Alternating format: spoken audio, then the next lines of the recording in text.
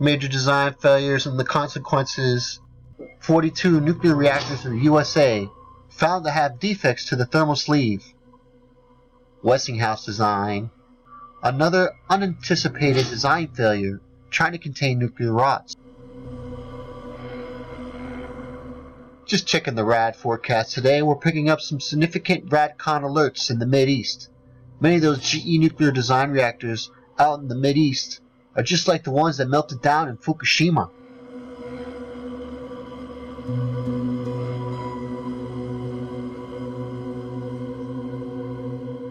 So in PA, the same state that melted down by Hershey's, where those cows, radioactive cows, ate that grass from Hershey's, so you got radioactive Hershey chocolate. Those people. So defects have been found in non-compliance. Westinghouse Electric Company. Defects and non-compliance. Wear of the thermal sleeve in the Westinghouse control rod drive mechanism. The following notifications and excerpt from the received report. Westinghouse nuclear steam supply system, the NSSS plants that have thermal sleeves in the control rod drive mechanism, the CRDM penetration tubes, where the thermal sleeve flange against the tube could have safety consequences that were not previously considered. Recent operating experience during startup procedure at an Electricite de France EDF plant has shown the possibility for the flange remnant from a thermal sleeve to interfere with control rod movement.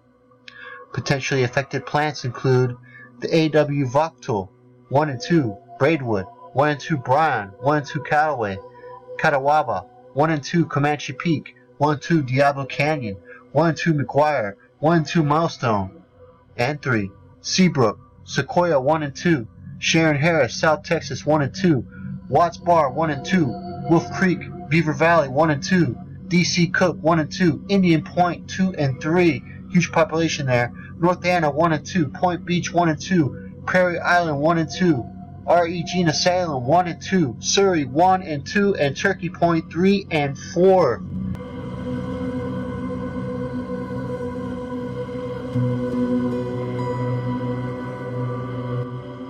The last category of resources, which is if you use them, they destroy everything else. Like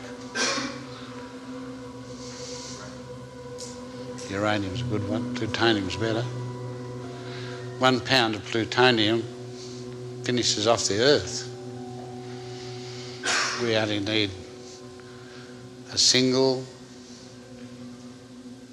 molecule of plutonium to kill ourselves. I'm dead. 1 molecule of plutonium. Would you like me to tell you a little story about a city that's dying of plutonium? You got a murderous mind. One day in New York, somebody phoned up the mayor. It wasn't so long ago, it was in the 70s, and he said, listen, I got 2 pounds of plutonium here and I'm going to put it in your water supply. If you don't, let my mates out of prison. And the mayor says, oh yeah, who are they? And the bloke, being, honest, tells him who they are. Jimmy the pickpocket, the other bloke.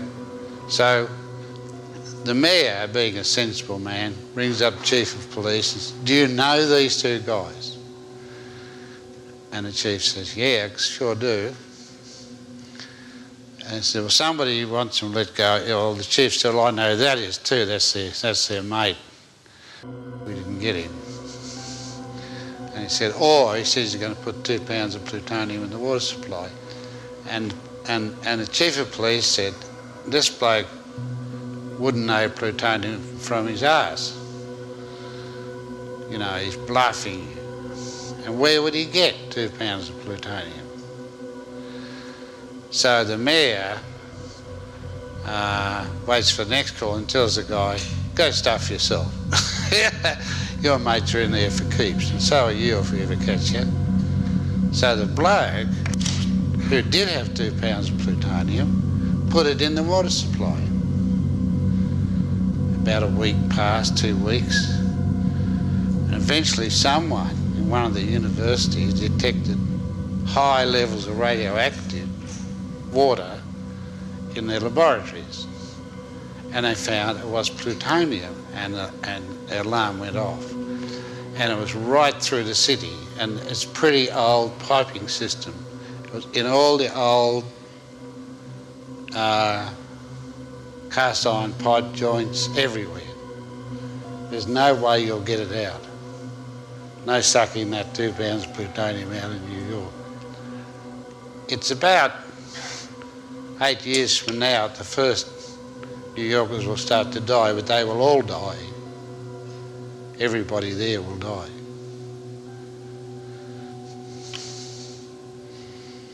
So there's a resource which you shouldn't use any of.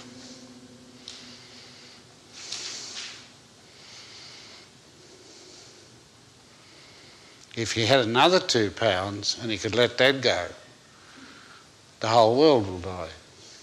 As it is, as far as we know, he's only cleaned up New York. There are people who will disappear off the face of the earth. Goodbye.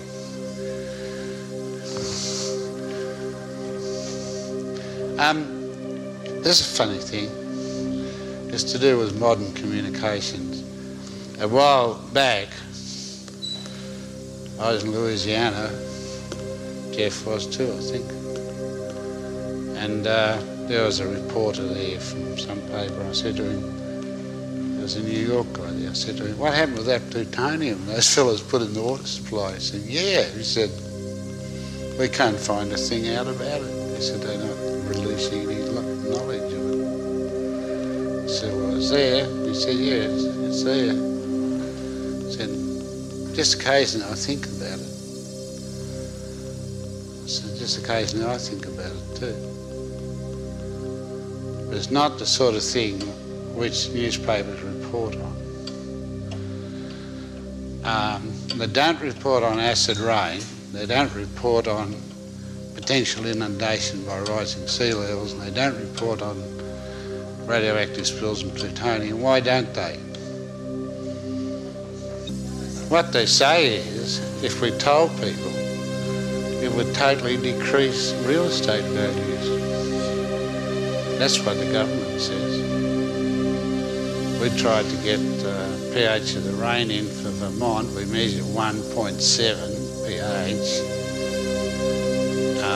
No way, they said. The government have put a stopper on it. We said, why? It impairs the real estate values. I said, so you let people just pickle there. Everyone's turned into vinegar in Vermont, are they? Pickle people, pickle fish. Here's a curious thing. They're still selling licenses to fish the lakes, but there is no living fish in the lakes. They are all pickled. So if you snag a fish out of a lake in the northeast United States, it is fully pickled. So you can take it home and eat it with pickled onions, you know.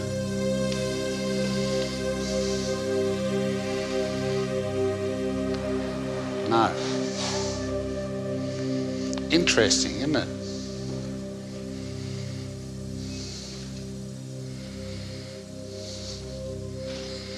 There's something wrong somewhere. There's a little gap between reality and belief and information. And newspapers. Okay, so there's sorts of resources. Well, you don't use this last category of resources